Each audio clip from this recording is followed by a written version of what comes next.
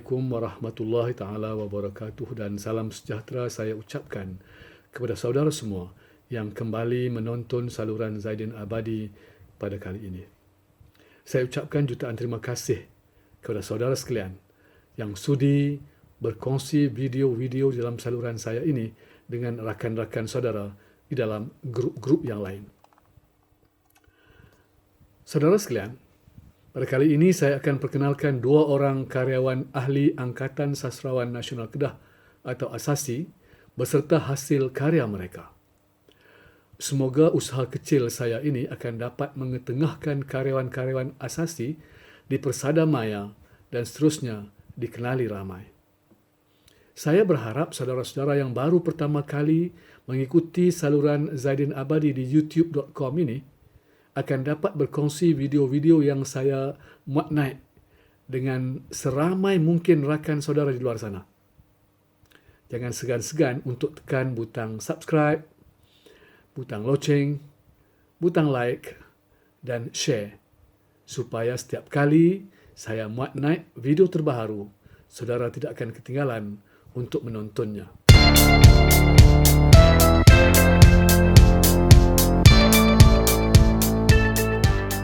Saudara-saudara, karyawan pertama yang akan saya perkenalkan ialah seorang wanita yang telah berkecimpung dalam dunia penulisan karya kreatif sejak 1990-an lagi. Beliau ialah Syamimi Subri, seorang karyawan wanita yang berasal dari Yan, Kedah. Syamimi kini bertugas sebagai guru bahasa Inggeris di Sekolah Menengah Agama Fauzi, Yan, Kedah, dan tinggal menetap di Sungai Udang, Yan, Kedah. Mendapat pendidikan di Sekolah Menengah Yan, Institut Pendidikan Guru Bahasa Antarabangsa, kemudian ke Universiti Utara Malaysia dan Universiti Putra Malaysia sehingga memperolehi ijazah sarjana. Syamimi menganggotai ASASI dalam tahun 2014 dan sering mengikuti program-program anjuran ASASI dan Dewan Bahasa dan Pustaka Wilayah Utara, terutama program seperti Bengkel Penulisan dan Bengkel Bicara Buku. Sehingga kini Syamimi telah menghasilkan 6 buah novel.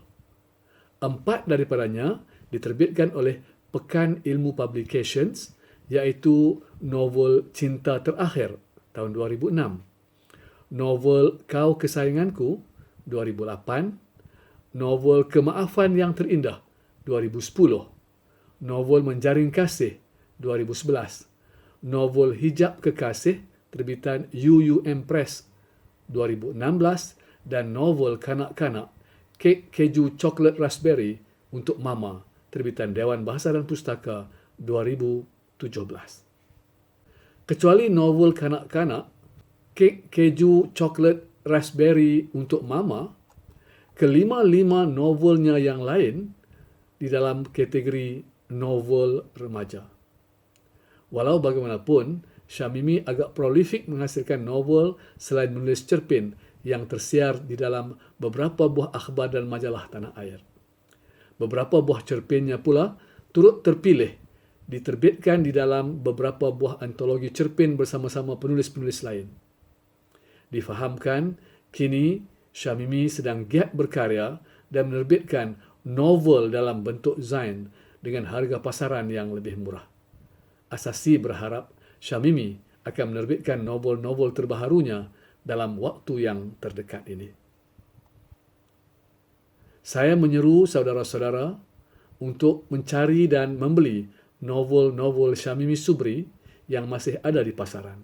Saudara sekalian boleh terus menghubungi Syamimi Subri untuk mendapatkan novel-novelnya. Selamat membaca.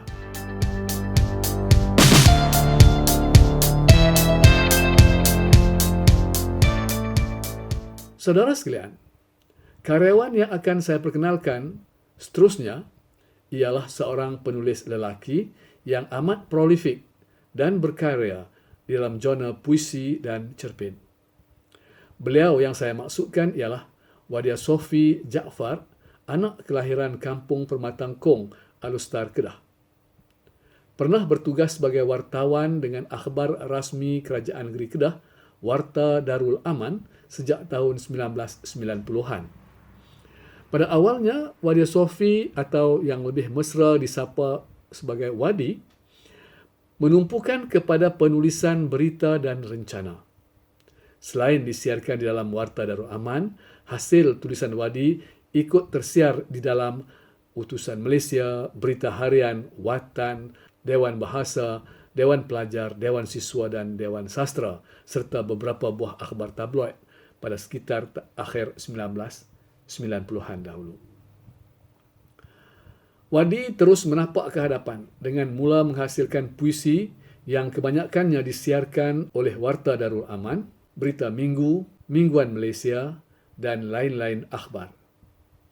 Pernah beberapa kali memenangi peraduan menulis puisi anjuran Majlis Agama Islam Negeri Kedah, Sempena Maulidur Rasul dan Ma'al Hijrah, selain menang hadiah sastra utusan Public Bank 1988 dalam kategori cerpen remaja. Pernah menang hadiah penghargaan peraduan menulis cerpen asasi 2012, anjuran asasi. Hadiah pertama sayembara menulis cerpen anjuran UiTM Merbuk tahun 2012 dan hadiah penghargaan peraduan menulis puisi sempena Bulan Bahasa Kebangsaan peringkat Zon Utara 2015 anjuran Dewan Bahasa dan Pustaka Wilayah Utara.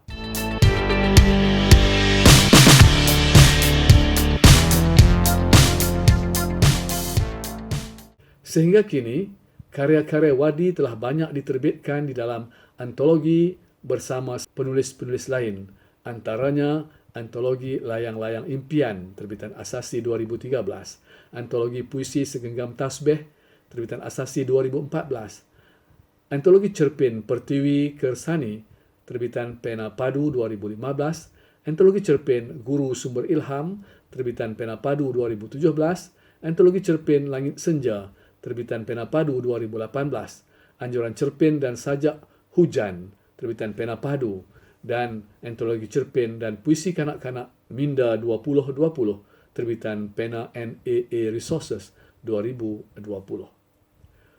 Wadi juga telah berjaya menerbitkan sebuah kumpulan cerpen kanak-kanak berjudul Umi Maafkan Adik yang diterbitkan oleh UUM Press tahun 2018. Adalah difahamkan kumpulan cerpen ini kini di antara 10 buah buku yang berjaya ke peringkat akhir Anugerah Buku Terbaik Perpustakaan Negara Malaysia 2020. Kita berdoa agar kumpulan cerpen kanak-kanak karya Wadi Sofi Jaafar ini akan berjaya dinobatkan sebagai buku terbaik untuk tahun 2020 ini. Karya-karya eceran, puisi dan cerpen hasil karya Wadi juga kerap diterbitkan di dalam akhbar-akhbar dan majalah-majalah tanah air.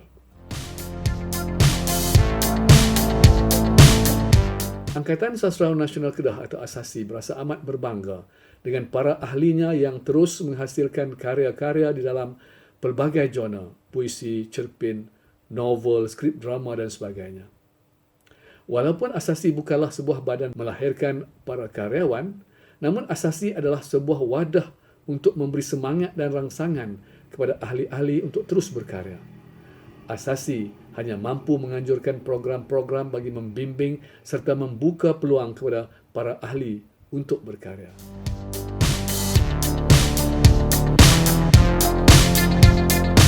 Saudara sekalian, akhir sekali, saya mohon keampunan daripada Allah Subhanahu Wa Taala dan kemaafan daripada saudara semua atas sebarang kelemahan persembahan saya pada kali ini. Kepada Syamimi Subri dan Wadia Sofi Jaafar, saya mohon maaf jika bahan yang saya persembahkan ini kurang memuaskan anda berdua. Saya berharap saudara sekalian akan dapat memberi komen di dalam ruangan yang disediakan supaya saya dapat memperbaiki persembahan-persembahan saya yang seterusnya. Saya sudahi dengan wabillahi taufiq wal hidayah. Wassalamualaikum warahmatullahi taala wabarakatuh.